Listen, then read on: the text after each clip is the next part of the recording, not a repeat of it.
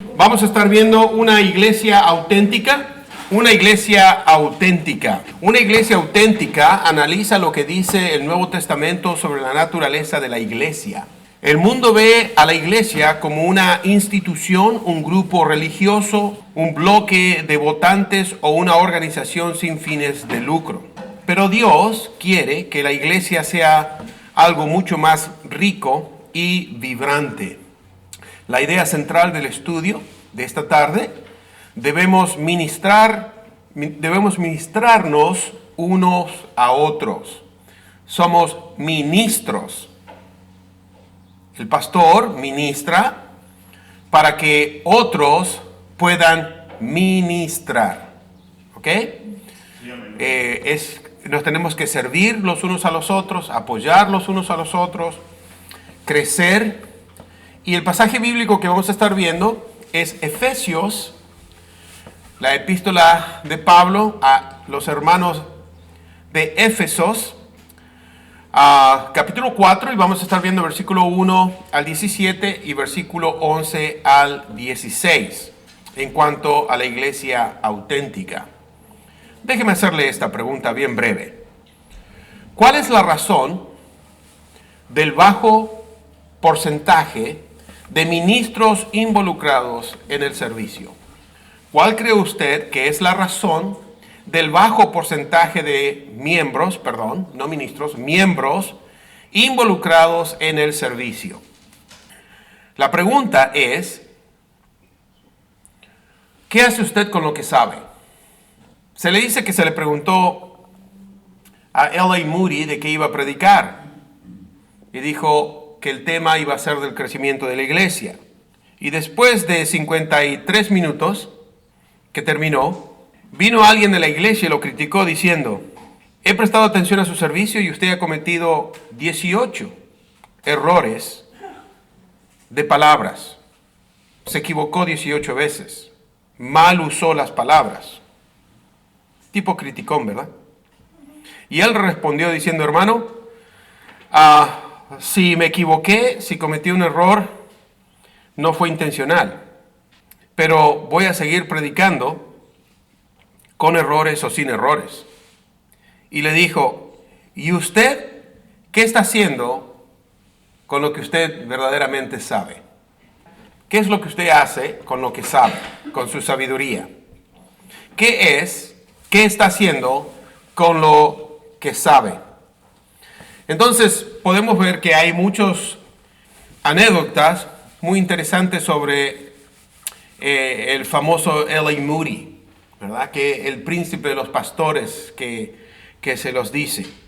Pero el motivo por lo cual compartimos, enseñamos, predicamos, es para la edificación, para el crecimiento, como Pablo dice, a los santos, o para los santos. Y eso es lo que vamos a estar viendo, porque a la verdad existe un fenómeno del 80-20 o del 20-80. 20% va a estar haciendo el trabajo del 80%.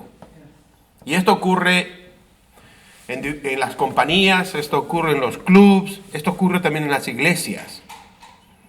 Pero no debería ocurrir si el cristiano tiene un crecimiento y se ha madurado. Entonces, debemos ministrar unos a otros. Nos tenemos que ministrar los unos a los otros. Y eso es lo que vamos a estar viendo en esta tarde. Oremos. Padre Santísimo, en el precioso nombre de Cristo Jesús, venimos en pos de oración, Señor. Te pedimos por este estudio de tu palabra, el estudio bíblico de esta tarde. Te pedimos, Padre Santísimo, que nos ayudes a cada uno de los que están aquí en esta casa de oración para poder participar en el servicio a la iglesia, ya que es un privilegio por lo que Dios nos ha rescatado de las tinieblas, tu luz admirable, para que anunciemos tus virtudes. No solo que nos diste la salvación, vida eterna, sino que nos has salvado para servir. Nos has salvado para servir. Somos tus siervos. Y como siervos, nosotros hacemos la obra que tú nos ordenaste hacer hasta que tú digas, es tiempo de descansar. Gracias, Señor, te damos en el precioso nombre de Cristo Jesús.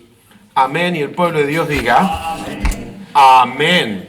Entonces, en Efesios capítulo 4, versículo 1 al 7, tenemos que servir en Jesús. Presta atención. Servir en Jesús. La mejor manera de servir a Jesús es sirviendo a otros. Cuando tú lo hiciste a uno de estos pequeños mis hermanos, dijo el Señor, me lo hiciste a mí. Amén. Entonces dice la palabra del Señor de esta manera. Yo pues, este es Pablo el que escribe, yo pues, preso en el Señor, os ruego que andéis como es digno de la vocación que fuisteis llamado, con toda humildad y mansedumbre, soportándoos con paciencia los unos a los otros en amor, solícitos en guardar la unidad del Espíritu en el vínculo de la paz, un cuerpo y un espíritu, como fuisteis también llamados en una misma esperanza de vuestra vocación, un Señor, una fe, un bautismo, un Dios y Padre de todos, el cual es sobre todos y por todos y en todos. Pero a cada uno de nosotros fue dada la gracia conforme a la medida del don de Cristo. Es interesante de que si usted le pregunta a una criatura, ¿qué edad tienes? Siempre al adulto usted le pregunta qué edad tiene y le dice, qué sé yo, 40, 50, 60, 70, hasta ahí nomás, ¿verdad? Aunque a lo mejor lo acaba de cumplir o le falta unos cuantos meses para cumplir su propio año.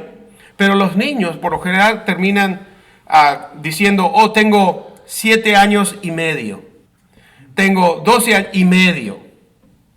Esto da a entender de que esperan un crecimiento.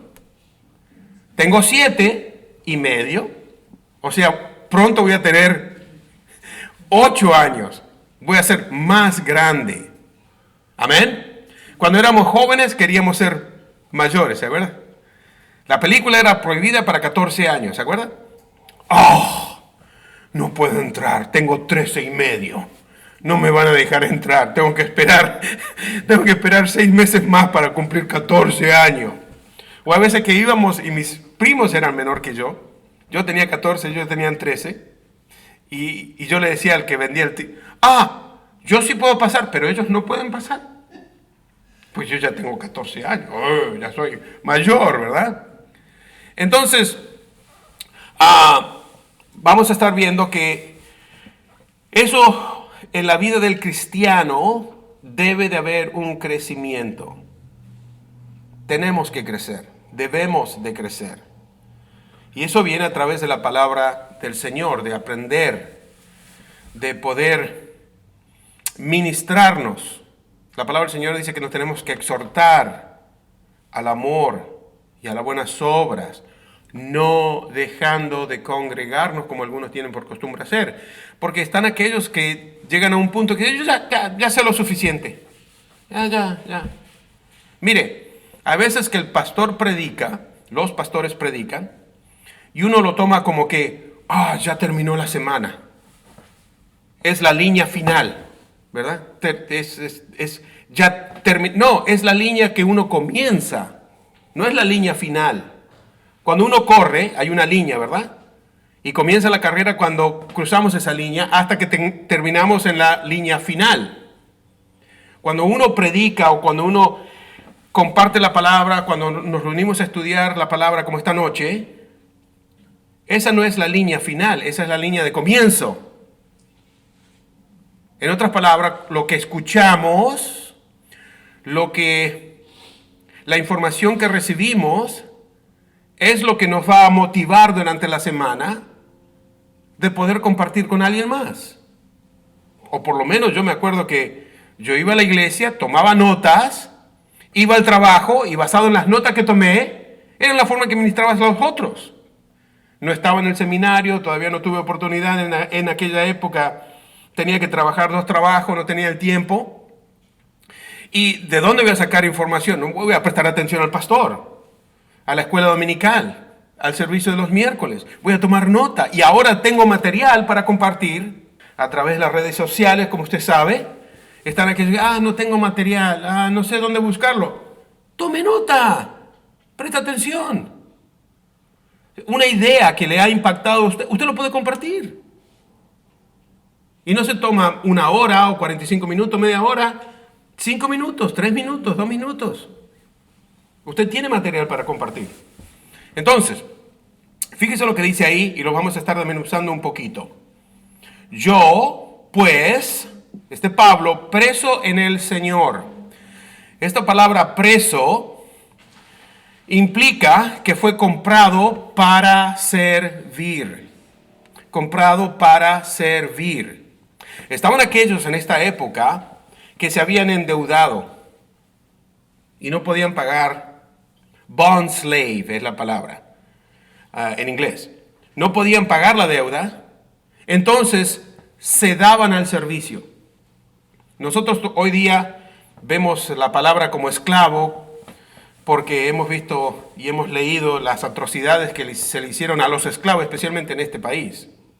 Pero en esta época el esclavo, y había diferentes tipos de esclavos, el esclavo estaban aquellos que voluntariamente se daban a servir. Entonces Pablo dice, él se presenta no como el gran pastor, orgulloso, llamado por Dios para compartir, para enseñar. No, se presenta como ¿qué? Bond slave, un preso en el Señor. Cuando se da cuenta que estamos endeudados, todos estamos endeudados con el Señor, pero fuimos comprados, ¿sí o no? Reconciliados con la preciosa sangre de Cristo Jesús. Y ahora le servimos a Él. Y la mejor manera de servirle a Él es servir a otros. Especialmente comienza en la iglesia. Dice, os ruego que andéis como es digno de la vocación con que fuiste llamado. Pablo usa esta palabra llamado, fuimos llamados a hacer algo. Él nos llamó, nosotros respondimos. Y cuando el Señor nos llama, respondemos a servir. A servir, eso es lo que somos. Y como siervos del Señor, reconocemos que no tengo ningún derecho. El cristiano se considera, yo no tengo ningún derecho. Lo que hago, lo hago para el Señor. De gracia recibí, de gracia doy. Vivo por fe, la fe del Señor. No demandamos nuestros derechos. ¿Y cuál es el derecho como miembro de la iglesia? ¿Cuáles son mis rights? ¿Qué voy a tener? ¿Voy a hacer cambios acá? Bueno, la mayoría va a hacer cambios. No. El creyente se da cuenta, como Pablo, yo no vivo más Cristo vive en mí. Entonces Pablo se presenta preso en el Señor y como estoy enseñando doctrina, os ruego, I beseech you, os ruego que andéis como es digno de la vocación que fuiste llamados, con toda humildad y mansedumbre. Es la única forma. Es la única forma de andar con la vocación que fuimos llamados, siendo humilde, siendo mansos, mansedumbre, soportándonos con paciencia los unos a los otros en amor. En amor. Os ruego que, presta atención, os ruego que andéis como es digno de la vocación. Digno. La palabra digno aquí quiere decir apropiado. Tenemos que andar apropiadamente como discípulos de Cristo Jesús. El llamado tiene un propósito. Fuimos llamados ¿a qué? A un propósito. Llamados ¿a qué? A servir. Salvos para servir. ¿Me explico? Todos somos siervos y siervas del Señor. Todo creyente tiene una vocación. Y cuando estoy hablando de vocación, no estoy hablando de una carrera, un oficio, sino obediencia. Fuimos llamados a obedecer, a ser obedientes a Dios. Como esclavos que somos del Señor. Él es el amo, nosotros somos esclavos, pero la palabra esclavo, como dije anteriormente, a veces que tiene algo negativo, pero la otra palabra para esclavo es siervo, el que sirve. ¿Me explico? Entonces fuimos llamados a un propósito. Esto implica que el cristiano es presta atención, ministro. Todos ministramos. Todos tenemos un ministerio. Todos. Y Él ha preparado para que nosotros andemos en ellos. ¿Me explico? Y le está hablando ¿a quién? A la iglesia. A los santos. Y fíjese, maduro y creciendo al servicio. Soportándonos con toda humildad y mansedumbre, soportándonos con paciencia los unos a los otros en amor, solícitos en guardar la unidad del Espíritu en el vínculo de la paz. Ahora, es el Espíritu Santo el que mantiene a la iglesia unida. Pero como todos fuimos bautizados por el Espíritu Santo, y todos fuimos añadidos al cuerpo de Cristo Jesús, que es la iglesia, es nuestro deber de fomentar la unión en la iglesia, no la división, la unión. Ahora, y fíjese lo que dice. ¿Cómo? Bueno, humildes, mansos, la palabra manso, poder bajo control, soportándonos. Esa es la palabra en español, soportándonos con paciencia los unos a los otros en amor. Ahora, la semana pasada, el domingo por la noche, estuve compartiendo de que el siervo del Señor se da cuenta que no merezco lo que Dios me ha dado. ¿Cuántos dicen amén? Amén. No merecemos, pero por amor, por gracia, Él nos da. Como dije anteriormente, el creyente no busca sus derechos, porque reconoce que todo lo que hacemos lo hacemos para la gloria y la honra del Señor. ¿O no? Entonces, póngase a pensar, si alguien habla mal de mí, bueno, yo puedo confrontar a esa persona y decirle, me hiciste sentir mal, quiero que sepas, y la otra persona a lo mejor ni siquiera fue la intención. Presta atención. Pero cuando me doy cuenta que si no fuese por la gracia de Dios, yo sería peor de lo que se dijo de mí. Entonces, es por eso que dice que nos tenemos que soportar con amor. Ahora, pónganse a pensar. Me preguntaron el otro día, ¿cómo estás? Mejor de lo que merezco. Gracias por preguntarme. Porque pónganse a pensar, ¿merecemos las bendiciones de Dios? No. Aún más cuando nos damos cuenta que Él no está obligado a bendecirnos. Lo que mueve la mano de Dios es la obediencia. ¿Alguna vez usted le mandó una tarjeta de cumpleaños a alguien diciéndole, son mis deseos que Dios te dé lo que tú no mereces? ¿Cómo va a responder la gente? ¿Cómo cree usted que va a responder esa persona? ¿Cómo que no me lo merezco? Me merezco y me merezco lo mejor. ¿En serio? ¿En serio? ¿Merecemos la gracia de Dios, favor inmerecido? No. ¿Merecemos el haber sido rescatados de las tinieblas? No. La palabra del Señor dice que aun cuando éramos pecadores, Él demuestra su amor para con nosotros. Él tomó la iniciativa. El pueblo de Israel no clamó a Dios, Señor, mándanos el Salvador, mándanos al Mesías. No, no clamó eso. Dios tomó la iniciativa. Dios tomó la iniciativa. Entonces, podemos ver ahí en el versículo 1, os ruego que andéis como es digno de la vocación, maduros, creciendo, sirviéndose los unos a los otros, tolerándose los unos a los otros con toda humildad y mansedumbre. Esta humildad y mansedumbre es no buscar el centro de atención, no tratar de ser el centro de atención.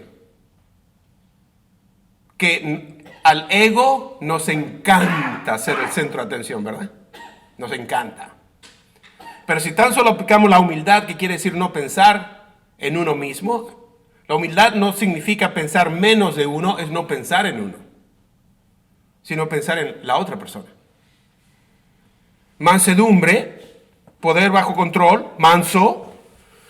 O sea, me puedo enojar, puedo reaccionar, pero decido mantenerlo bajo control. ¿Ok? Pacientes, dice, soportando con amor. ¿Y qué es el amor? No estoy hablando de este amor romántico, ¿verdad? Ay, siento pajaritos, siento escalofríos cuando te miro. No estoy hablando de eso. El verdadero amor es un amor que da. El mejor ejemplo, Juan 3:16. De tal manera amó Dios al mundo que ha dado su Hijo unigénito. El versículo 3 nos enseña que tenemos que ser unidos. Fíjese lo que dice ahí en el versículo 3. Solícitos en guardar la unidad del Espíritu en el vínculo de la paz. ¿Y cómo nosotros mantenemos la unidad? Comunicándonos, conversando. Comunidad mantiene, mejor dicho, la comunicación mantiene la unión. Que es todo lo opuesto de lo que ocurrió en Génesis en la Torre de Babel, ¿se acuerdan? Todos estaban unidos con el propósito de ¿qué? Destronar a Dios. Hicieron la torre para subir al trono del cielo, sacarlo a Dios. Yo voy a estar en el lugar ahora. El hombre va a tener lugar. ¿Y qué hizo Dios? Confundió las lenguas, ¿o no? Y los que se podían comunicar se unieron, hicieron sus propios grupos, porque se podían comunicar. Eso es lo que ocurre. Si vamos a mantener la unión, tiene que haber, como quien dice, una comunicación. Fíjese lo que dice, en paz. Solícitos en guardar la unidad en el Espíritu, en el vínculo de la paz. Vínculo de la paz. Ahora, esta palabra paz no quiere decir falta de problemas, ausencia de problemas, perdón. Esta palabra paz tiene que ver con el cumplimiento de la voluntad de Dios, quien nos mantiene en perfecta paz. ¿Se da cuenta? Versículo 4 al 6. ¿Por qué? Y esto es lo que tenemos en común. La iglesia tiene esto en común. Los hermanos de la iglesia a lo mejor hablan diferentes lenguajes, son de diferentes países, géneros, costumbres, pero en la iglesia del Cristo, en la iglesia del Señor Jesucristo tenemos esto en común. Son 7 cosas que tenemos en común. Un cuerpo, que es la iglesia, el cuerpo de Cristo Jesús. Un cuerpo, un mismo espíritu. Fuimos todos bautizados por el mismo espíritu. Fuimos todos sellados por el mismo espíritu. Recibimos todos el mismo espíritu. Se nos dio de beber de la misma copa. A todos. como fuisteis también llamados, una vez más la palabra llamado, a una misma esperanza de vuestra vocación, un Señor, una fe, un bautismo, un Dios y Padre de todos, el que provee, el cual es sobre todo y por todo y en todo. Pero a cada uno de vosotros fue dada la gracia conforme a la medida del don de Cristo. Esta palabra aquí nos enseña del capítulo 4, versículo 4 al versículo 6, que hay 7 aspectos únicos de la unidad cristiana. Todos pertenecemos a un cuerpo. Todos tenemos un mismo espíritu, una misma esperanza, un Señor, una fe, un bautismo, un Dios y Padre. Cuando habla aquí en el versículo 7 en cuanto a la gracia, pero cada uno de vosotros fue dada la gracia, favor inmerecido, esta palabra en griego, eset, y tiene que ver con la gracia que el Señor nos da en cuanto al pacto que tiene con nosotros. Esto está vinculado con un pacto del Señor. Y cuando está hablando aquí de medida, fue dada la gracia conforme a la medida del don de Cristo. No está diciendo que a algunos se le dio más gracia, a otros se le dio menos gracia, porque gracia es gracia. Gracia es favor inmerecido. La palabra medida aquí, ¿ok?, tiene que ver en cuanto a suficiencia. La medida que nos dio es suficiente del don de Cristo Jesús. No lo malinterprete. No quiere decir como si fuese una regla. A ti te voy a dar 19 centímetros. Y a ti te voy a dar 27 centímetros. No, tiene que ver con, esta palabra medida tiene que ver con suficiencia. Es suficiente. No significa que tiene más que otros. En el versículo que podemos ver ahí, dice, pero a cada uno de nosotros, ¿a quién le está hablando? A la iglesia. Pablo le dice a la iglesia, pero cada uno de nosotros fue dada la gracia conforme a la medida del don de Cristo. Entonces déjeme hacer énfasis en algunos puntos que vemos aquí. En cuanto a la demanda de la unidad, lo vemos en el versículo 1 al 2. Esta es la demanda de la unidad. Se necesita unidad para lograr un servicio adecuado. Mantener la unidad en la iglesia es una de las funciones del Espíritu.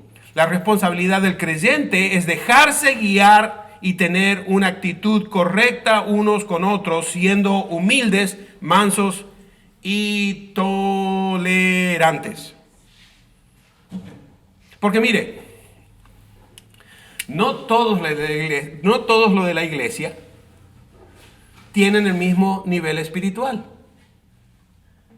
Algunos que tienen tiempo en la iglesia, otros que recién vienen a la iglesia, otros que a lo mejor comienzan a crecer espiritualmente porque anteriormente no tenían una doctrina sana.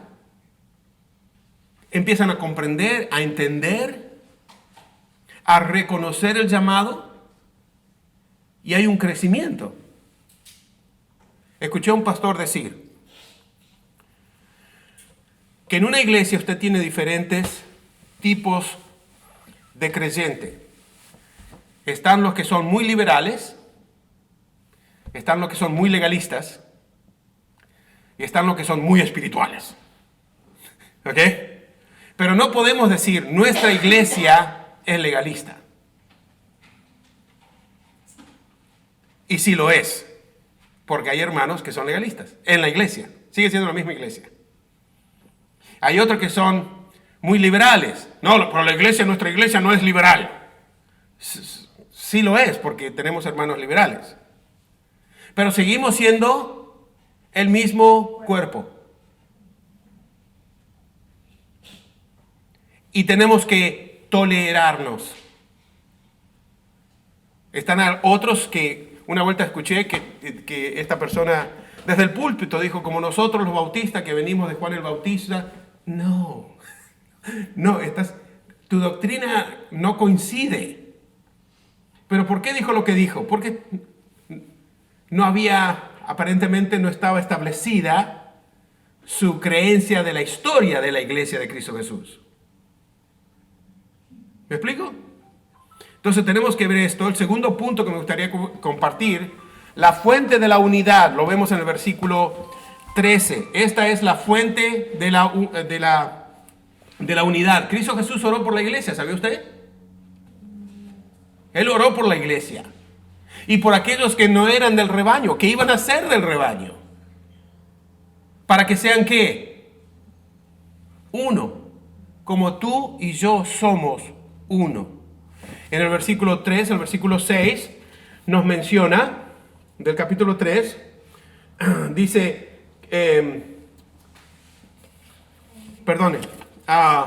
solícitos en guardar la unidad del Espíritu en el vínculo de la paz, un cuerpo, un espíritu, como fuiste también llamados a una misma esperanza de vuestra vocación, un Señor, una fe, un bautismo, un Dios y Padre, el cual es sobre todo y por todo y en todo. Esta es la fuente de la unión de la iglesia.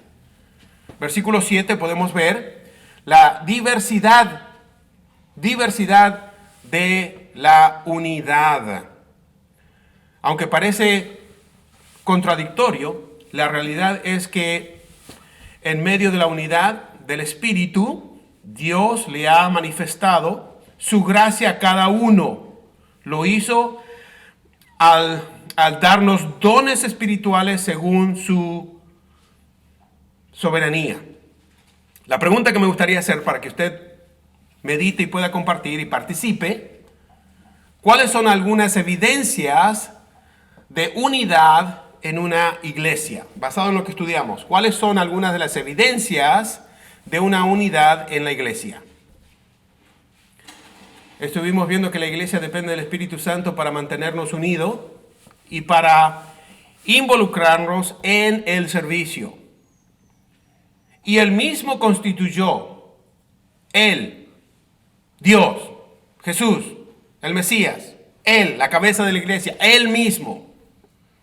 Él es el que constituyó a algunos apóstoles, a otros profetas, a otros evangelistas, a otros pastores y maestros. Esa es la misma palabra. No es que hay pastores y hay maestros, no, pastores y maestros. A fin de perfeccionar a los santos para la obra de ¿qué? Del ministerio. Entonces, si los pastores, que son maestros, enseñan y comparten, instruyen, a fin de perfeccionar ¿a quién? A los santos. ¿Para qué? Para la obra del ministerio. ¿Y quién está a cargo de un ministerio? Un ministro. Ok. ¿Quién escribe? Pablo. ¿A quién le escribe? A la iglesia. ¿Por qué le escribe? Para instruirlos. ¿Sí o no? No tenían el Nuevo Testamento. Se estaba escribiendo. Se estaba compartiendo. Entonces, Dios, a algunos le dio el don de la profecía, que hablaban, que exponían la palabra de Dios, pero no se podía comprobar porque no tenían la Escritura, el Nuevo Testamento. Ahora, esa oficina ya terminó. Hoy tenemos el canon completo. Hoy tenemos el Antiguo Testamento y el Nuevo Testamento completo. Es por eso que dice que no te hay que agregarle ni quitarle una coma, una tilde. Está completa. Bueno, están aquellos que, no, pues Apocalipsis todavía no terminó, todavía se está escribiendo. Si vamos a profetizar, si vamos a hablar por Dios, ¿de dónde lo vamos a sacar? De la Biblia. Está completa. A otros le dio ¿qué? apóstoles, profetas, evangelistas. Ahora, apóstoles fueron los que fueron enviados. Esa es la palabra enviado. Ahora, presta atención. La palabra del Señor nos dice que la iglesia está sobre la base de los apóstoles. ¿Cuántas veces usted va a atender una base? ¿Cuántas veces se pone una base en un edificio? Una vez. Pablo dice que él era el último de los apóstoles. Nosotros somos apostólicos en el sentido de que estamos bajo la base de la enseñanza inspirada por el Espíritu Santo de los apóstoles. Y no hubo ninguna contradicción entre ellos, porque venía por parte de Dios. Evangelistas, los que comparten el evangelio. Y después es una misma palabra, no son dos palabras. Pastores y maestros. No, son pastores y porque son pastores le dan de comer al rebaño. Le da de comer de la palabra para instruirlo, para la edificación. A los santos, ¿para qué? Para el ministerio. Creemos en el sacerdocio del creyente. Mas vosotros sois real sacerdocio, nación santa, pueblo escogido por Dios, para que anunciéis la virtud de aquel que lo rescató de la tiniebla, su luz admirable. Entonces, la oficina del pastor y maestro es aquel que se encarga del rebaño de Dios, de la iglesia, de la grey de Dios. ¿Para qué? Están aquellos que dicen, bueno, pues, para eso le pagamos al pastor, para que él vaya a evangelizar. No. Le digo cuál es el trabajo del pastor. Y estoy seguro que a lo mejor algunos van a decir, ¿qué? El pastor o los pastores usan la palabra de Dios para instruir, para entrenar, para que ustedes como ministros estén a cargo del ministerio. ¿O no? That's it. Es lo que Pablo le está diciendo a la iglesia de Éfesos. Porque el pastor no puede hacer todo, como algunas iglesias lo tienen, como empleado. Pues para eso le pagamos. Oye, si va a la oficina 8 horas, de esas 8 horas, ¿por qué no toma 4 horas en cortar el zacate? Si total es el único que está en la oficina, que use esas 4 horas de estudio para cortar el zacate. Y si hay una llamada, en vez de llamar a los diáconos, que son los siervos, que se vaya a visitar. Y como tengo un hijo o una hija y un grupo de familia está en la cárcel, pues que lo vaya a visitar también. ¿Qué pasó? Hello. Lunes, martes, miércoles, jueves, viernes, pues sábado va a tener que tener algún evento.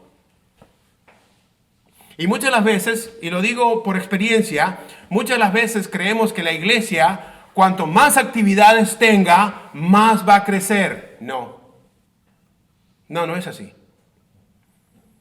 Porque nos podemos reunir lunes, martes, miércoles, jueves, viernes, sábado, domingo. Pero si la iglesia no ministra, si la iglesia no fomenta la unión,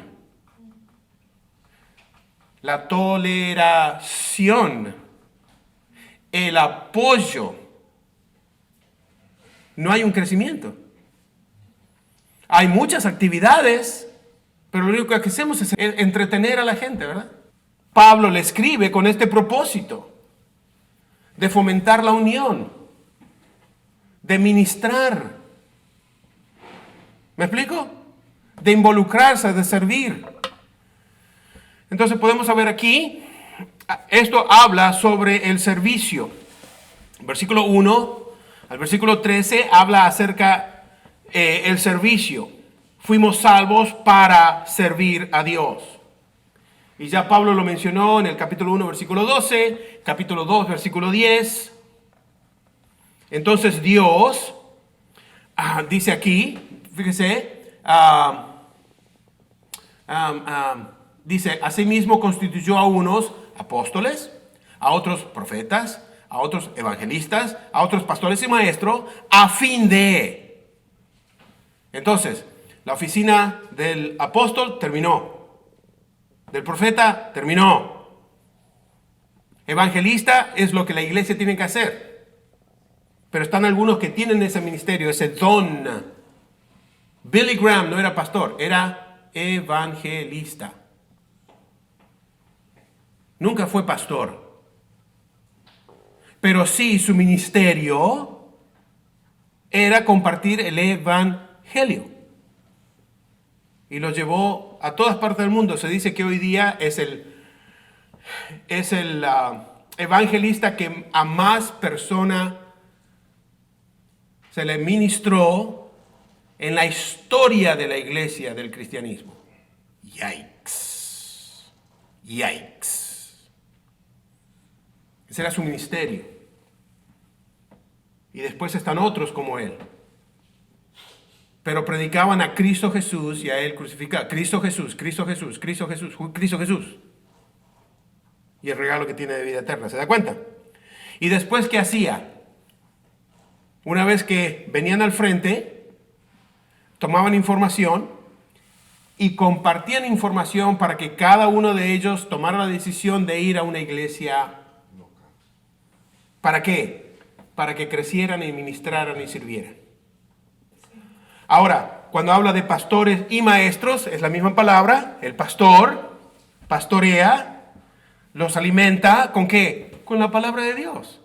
¿Para qué? Están los falsos profetas, que por lo general es así, mire. Practican lo que nosotros llamamos el ministerio del rastrillo. Todo para acá, todo para acá, todo para acá. Pero nosotros, la iglesia, cree en los profetas. Isaías, Jeremías, Nehemías, o no, nosotros creemos en los profetas bíblicos. Así que si yo le voy a escuchar a un profeta, va a ser un profeta bíblico. Ahora está el don de profetizar, que prácticamente es decir lo que cuando uno predica, está profetizando, porque está hablando de la Biblia. Dios dice, no, Dios me dijo, no, Dios dice. Y no se puede no estar de acuerdo con lo que Dios dijo a través de los profetas. ¿Cómo vas a estar de acuerdo? Desacuerdo, si es bíblico. ¿Me explico? Pero sí, yo entiendo que están aún hasta ahí parejas. Yo soy el profeta y ella es la profetisa. Yo ministro a los hombres y ella ministra a las mujeres. ¿Ok? No es bíblico. Es por eso que estudiamos la palabra. Para que podamos crecer. Y seamos, ¿qué? Maduros. Porque más adelante va a decir, no quiero que sean como niños, que son llevados en diferentes doctrinas. Eso es lo que vamos a estar viendo dentro de un rato. Entonces dice, Dios provee dones espirituales, ¿sí o no? Sí. Una vez más, Él nos dota, nos equipa para ministrar. Nos equipa para ministrar. La pregunta que hicimos al principio, no estoy preparado. No, sí estás preparado. Lo único que tienes que hacer es tomar el primer paso. Heme aquí, Señor, envíame a mí. Aquí estoy listo. I want to do it. Yo lo quiero hacer. Ok. All right. Lo vamos a poner en marcha. Ya tenemos un ministro que quiere tener este tipo de ministerio. Pero es despertarse, es ser obediente. Es reconocer que si voy a crecer y debo de crecer, voy a madurar para estar firme y servir. Servir. ¿Por qué? Estamos endeudados al Señor. ¿Cómo se presentó Pablo? Preso. Preso. Fui comprado. ¿Para qué? Servir. No solo eso, sino que Dios provee los dones con un propósito, que se lleven a cabo. Pero están aquellos que no, yo quiero este don. No es lo que tú quieres, es lo que Dios te da. Yo quiero este ministerio. ¿Para qué? ¿Para que seas reconocido? Oh, pastor general, asistente de pastor, copastor, secretario, secretaria. ¿Sabe qué? Dios no hace excepción de persona. Y más adelante lo menciona con un cuerpo. Un cuerpo tiene diferentes miembros. El ojo no le puede decir a la mano, no, yo quiero ser mano. No, eres ojo. Eres ojo. Fuiste diseñado por Dios para ser ojo, no para ser mano. Y cada miembro tiene su función. ¿Dónde? En el cuerpo. ¿El cuerpo de quién? De Cristo Jesús. Y el cuerpo es la iglesia. Es la iglesia. Dios espera que crezcamos a la medida de la estatura de la plenitud de Cristo. Tiene que haber un crecimiento, una madurez para ser como Cristo. Pero no estoy diciendo como algunos mormones dicen, voy a poder llegar a tener la misma divinidad de Cristo. No. No está hablando en crecer para ser divino como Cristo. No, siervo como Cristo.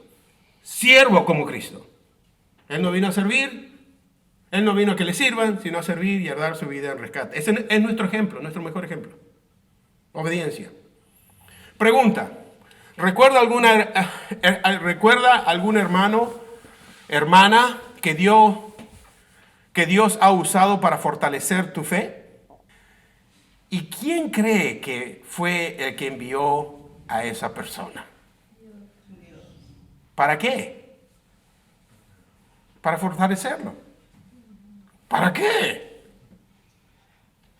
Para que sea parte del cuerpo, que es la iglesia. Efesios capítulo 4, versículo 14 al 16.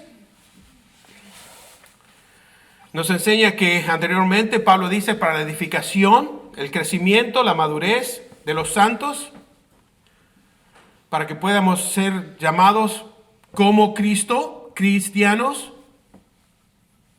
Ahora pónganse a pensar, si Dios evaluara su vida, y lo hace todos los días, continuamente Dios nos está evaluando. Si Dios evaluara tu vida, mi hermano y mi hermana, ¿cómo te vería? ¿Te vería maduro o inmaduro? ¿Creciendo o decreciendo? ¿Sirviendo o no sirviendo? ¿O te vería como un niño? Tengo 40 años y medio. Tengo 60 años y un cuarto. ¿Qué es lo que dice la palabra? Para que ya no seáis niños. Y esta palabra niños quiere decir inmaduro. Los niños no son maduros, son niños. Están en el proceso de crecer, de madurar, de aprender. La palabra niño aquí, inmaduro, desobediente, rebelde, caprichoso. Y así son los niños, ¿o no? Son caprichosos.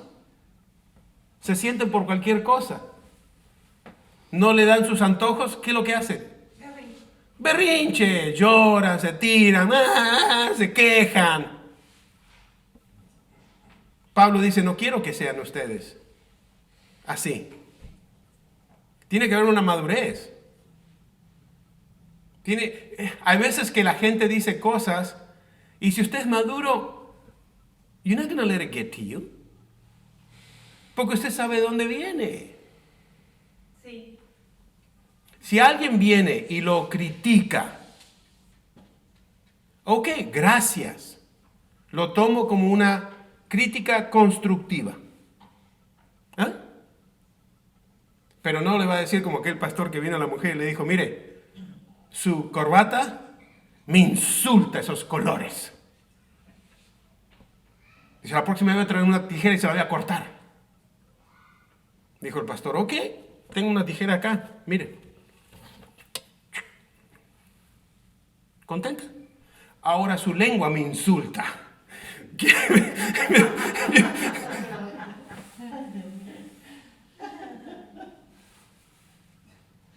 ¿Me explico? Sí. Está la crítica con el propósito de dañarte, como está la crítica constructiva. Y si eres maduro, lo vas a agradecer. Muchas gracias. El otro día mi hermano escuchó en la YouTube del video que puso nuestro hermano Francisco, en la cual al principio digo, abra conmigo en este pasaje bíblico. Y mi hermano dijo, habla conmigo.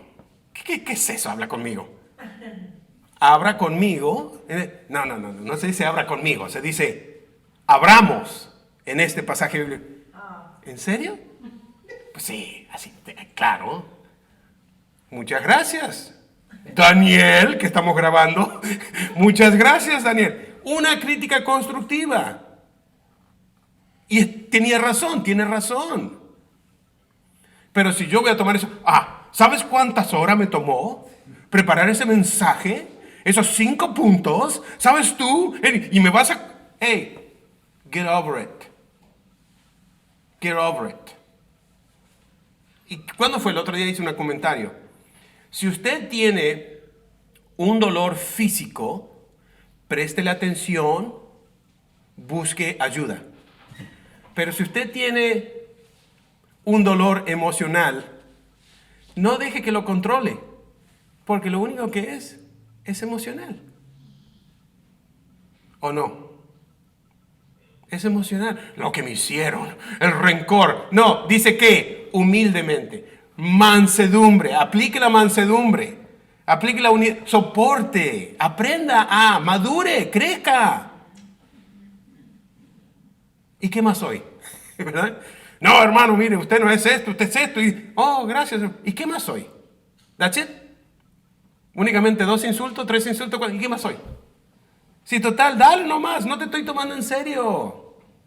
No voy a permitir que me arruines el día, no lo voy a permitir.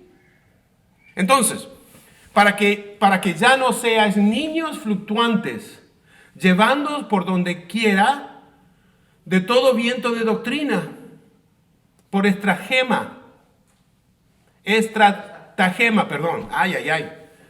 por estratagemas de hombres que para engañar emplean con astucia las artimañas del error, sino que siguiendo la verdad en amor, ¿cuál es la palabra? Crezcamos en todo en aquel que es cabeza, esto es Cristo, de quien todo el cuerpo, bien concentrado y unido entre sí por todas las coyunturas que se ayudan mutuamente, según la actividad propia de cada miembro, recibe su crecimiento para ir edificándose en amor. ¿Usted sabe lo que pasa si un miembro del cuerpo no se usa? Se atrofia. Los canarios que estuvieron en jaulas por mucho tiempo, usted los saca para volar, no vuelan. Porque sus alas no fueron ejercitadas para volar. Y el cuerpo, la iglesia está compuesta de diferentes miembros. ¿Para qué? ¿Para una función o no? Todo miembro del cuerpo tiene una función esencial. Aún hasta la apéndice. No, es algo que no se usa más. No, si está ahí, por algo será. No es una verruga. Tiene una función.